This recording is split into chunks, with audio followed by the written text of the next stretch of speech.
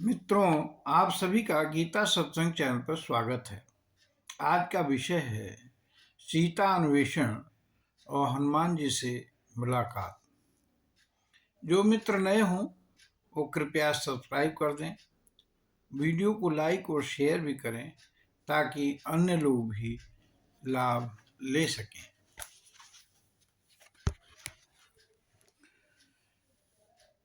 तो दृश्य है कि राम और लक्ष्मण सीता जी को ढूंढते ढूंढते पंपा सरोवर के पास में आ गए हैं। वहां स्नान किया और विश्राम किया। राम जी और अनुज रुके। थोड़ी देर के बाद वे ऋषिमुख पर्वत की तरफ चल पड़े। आगे चले बहुरी रघुनाया, ऋषिमुख पर्वत नियर आया। पर्वत साफ दिखने लगा।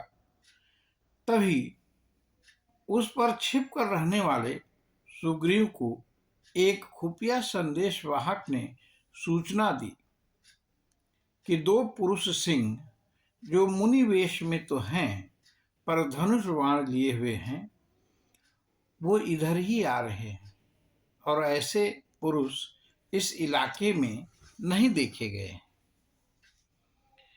यह एक खास समाचार है जो हम आपके लिए लाए हैं। अब सुग्रीव भयभीत हो जाता है और कहता है कि कहीं ऐसा न हो कि बाली ने किसी विशिष्ट आदमी को मेरी हत्या के लिए भेज दिया हो। वो हनुमान जी की तरफ मुखातिब होते हैं और कहते हैं कि हनुमान जी, आप इसका पता करें कि वह व्यक्ति कौन है जो यहाँ आना चाहता है, और अगर कोई खतरा हो तो आप इशारा कर दें ताकि हम इस स्थान को छोड़ देंगे। अब हनुमान जी ब्राह्मण का वेश बनाया और राम जी और लक्ष्मण जी के पास आए। बोले, को तुम श्यामल गौर शरीरा, छत्री रूप फिरहु बन बीरा, कठिन भूमि कोमल पदगामी, कवन हेतु विचरहु बन स्वामी। पूछते हैं कि आप इतने कोमल हैं, छत्री का रूप है, वन में क्यों घूम रहे हैं, बताइए। और आगे बोले कि कहीं आप अवतारी पुरुष तो नहीं जो पृथ्वी के भार को दूर करने के लिए बार बार जन्म लेते रहते हैं। तब श्री राम जी ने अपना परिचय दिया। बोले कि हम अयोध्या के नरेश राजा दशरथ के पुत्र हैं। पिता वचन को मानकर हम वन में आए थे। हमारे साथ हमारी पत्नी सीता भी थी, लेकिन यहाँ राक्षसों ने उनका हरण कर लिया है। हे तात, हम उन्हीं जनक नंदिनी को ढूंढ रहे हैं। अब आप कौन हैं ये बताइए। हनुमान जी ने अपने स्वामी श्री राम को पहचान लिया और चरणों में गिर पड़े। बोले, प्रभु, मैं तो आपकी माया से भूला हुआ था। आप साक्षात ईश्वर होते हुए भी मुझे क्यों भूल गए? अवश्य हमसे कोई भूल हुई होगी। हनुमान जी अपने असली वेश में आ गए। श्री राम जी ने उनको उठाकर हृदय से लगाया और कहा, सुनो कपिजिय मानसी जनि ऊना, तुम तय मम प्रिय लक्ष्मण से दूना। हे कपि, आप अन्यथा न लें। आप तो मेरे लिए लक्ष्मण से भी ज्यादा प्रिय हैं। मुझे सभी लोग समदर्शी कहते हैं, लेकिन मुझे सेवक बहुत प्रिय हैं। क्यों? क्योंकि वह अनन्य गति वाला होता है, अर्थात वह सेवक मेरे अतिरिक्त किसी को नहीं जानता। वह अनन्य प्रेमी होता है। जाके असीमति न टरई हनुमंत, मैं सेवक सचराचर, रूप स्वामी भगवन। और हे हनुमान जी, वही अनन्य है जिसकी बुद्धि ऐसी हो जाए कि मैं सेवक हूं और यह चराचर जगत स्वामी का ही रूप है। भाव ये कि अनन्य भक्त स्वयं को सेवक और जगत को राममय देखता है। गीता में भी भगवान ने कहा है कि जो माम पश्यति सर्वत्र सर्वं च मयि पश्यति, तेषां न प्रणश्यामि सह मे न प्रणश्यति।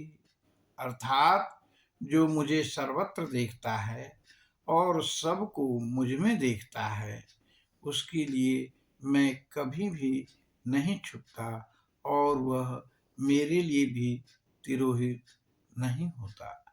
गोस्वामी जी भी कहते हैं, सिया राम मैं सब जग जानी। वही भक्त अनन्य है जो पूरे विश्व को सीता राम मैं समझ ले।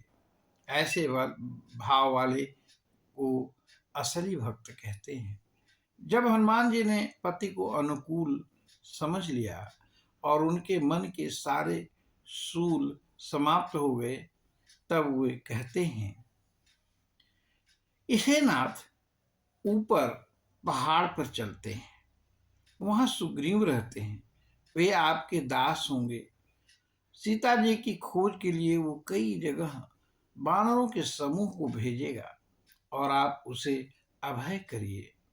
इस प्रकार बाली और सुग्रीव की सारी कथा श्री राम जी को समझाया। फिर बोले, आपको पैदल पहाड़ पर चलने में बहुत समय लगेगा, कष्ट भी होगा।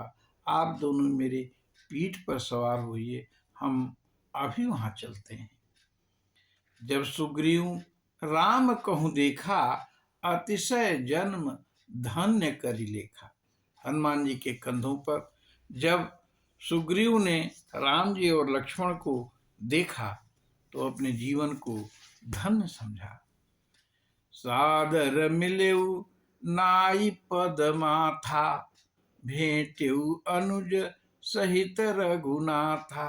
सुग्रीव प्रेम से दोनों भाइयों से मिले और सोचने लगे कि क्या ये हमसे मित्रता करेंगे। इसी बीच हनुमान जी ने दोनों लोगों का आपस में परिचय करवाया और अग्नि के समक्ष दोनों पक्षों को मित्रता के पवित्र बंधन में बांध लिया। श्री राम जी ने सुग्रीव से पूछा, मित्र, आप अपनी समस्या बताएं। जो मित्र मित्र के दुख से दुखी नहीं होता, उसे देखने में भी पातक होता है। सुग्रीव ने कहा, प्रभु, मैं और बाली भाई हैं। किष्किंधा पर हम लोग राज करते थे। बाली बड़ा और मैं छोटा भाई हूं।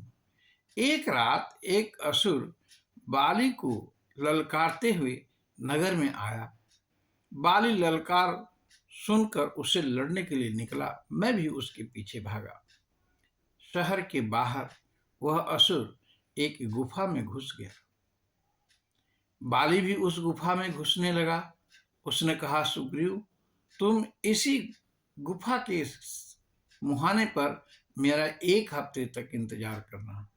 और प्रभु, मैं वहां 1 महीना रहा। जब उस गुफा से खून की धार बहने लगी तो मैं डर गया और सोचा कि वह असुर भाई को मार डाला है और अब मुझे भी मारेगा। तो मैं गुफा के द्वार पर एक पत्थर रख दिया और भागकर घर आ गया।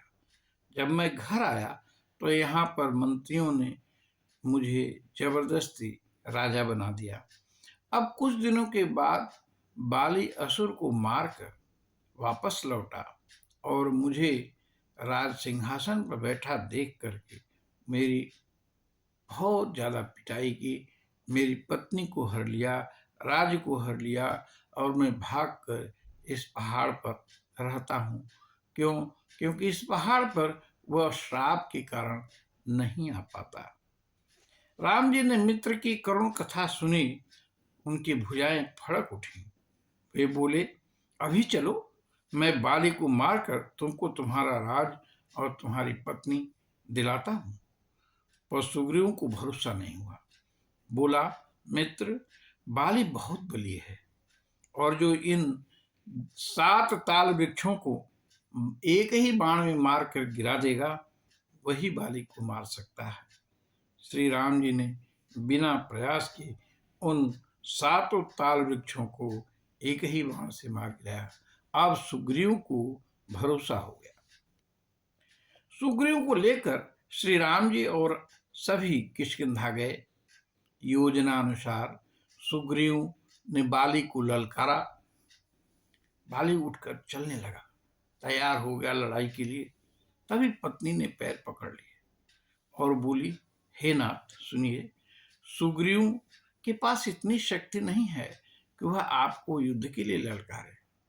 सुना है कि उसे श्री राम जी और लक्ष्मण जी का साथ मिल गया है और इसलिए वह आपको ललकार रहा है। बाली ने कहा कि प्रिय, राम जी तो समदर्शी हैं और कदाचित वो मुझे मार भी देते हैं तो मेरी मुक्ति हो जाएगी। तुम निश्चिंत रहो। बाली को अगर कोई ललकारता है तो बाली तो घर में नहीं बैठ सकता ना। अस कही चला महाअभिमानी, तृण समान सुग्रीव वहीं जानी। ऐसा कह करके सुग्रीव से लड़ने के लिए चल पड़ा और सुग्रीव को तो वो तृण के समान समझा। सुग्रीव को मारकर भगा दिया। दौड़ा दौड़ा वो राम जी के पास आया। उसने कहा, प्रभु, ये मेरा भाई नहीं है, मेरा काल है। राम जी ने कहा कि तुम दोनों एक ही रंग रूप के हो। मेरी समझ में नहीं आया कि कौन बाली है और कौन सुग्रीव है। अब तुम इस माला को पहन लो ताकि मैं समझ सकूं कि बाली कौन है। अब सुग्रीव को माला पहना करके भगवान ने फिर भेजा। फिर उन दोनों में लड़ाई हुई। तब जब राम जी ने देखा कि सुग्रीव हार चुका है, तब बाली के हृदय में छुप करके बाण मारा।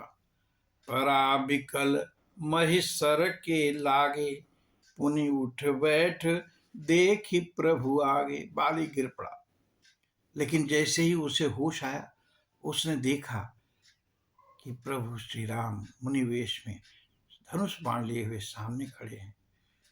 वे कैसे हैं? श्याम गात सिर जटा बनाए, अरुण नयन सर चाप चढ़ाए। श्याम गात हैं, सर पर जटा धारण किए हैं, हाथ में धनुष है जिस पर बाण संधान किए हैं। बार बार देखकर चरणों में चित्त को स्थिर कर दिया और प्रभु का दर्शन कर जन्म को सफल कर लिया। प्रेम भरी वाणी में लेकिन कठोरता लिए हुए, उलाहना देते हुए कहता है, धर्म हेतु अवतरहु गोसाई। धर्म के लिए आपका जन्म हुआ है प्रभु। मारहु मोहि व्याधि की नाई। लेकिन मुझे आपने एक बहेलिया की तरह से क्यों मार दिया? क्यों सुग्रीव आपको प्रिय है और क्यों मैं आपको अप्रिय हूं? मेरा कौन सा अवगुण आपको बैरी बना रहा है? राम जी ने उत्तर दिया, मूढ़, तुमको अत्यंत अहंकार है। तुम्हारी पत्नी समझा रही थी, वह मेरे संरक्षण में है। मेरे संरक्षण में रहने वाले भक्त को तुम मारना चाहते हो। भाव ये कि भक्त को अगर कष्ट पहुंचाओगे तो मारे जाओगे। और दूसरी बात यह है कि अनुज बधु भगिनी सुत नारी, कन्या सम ये चारी।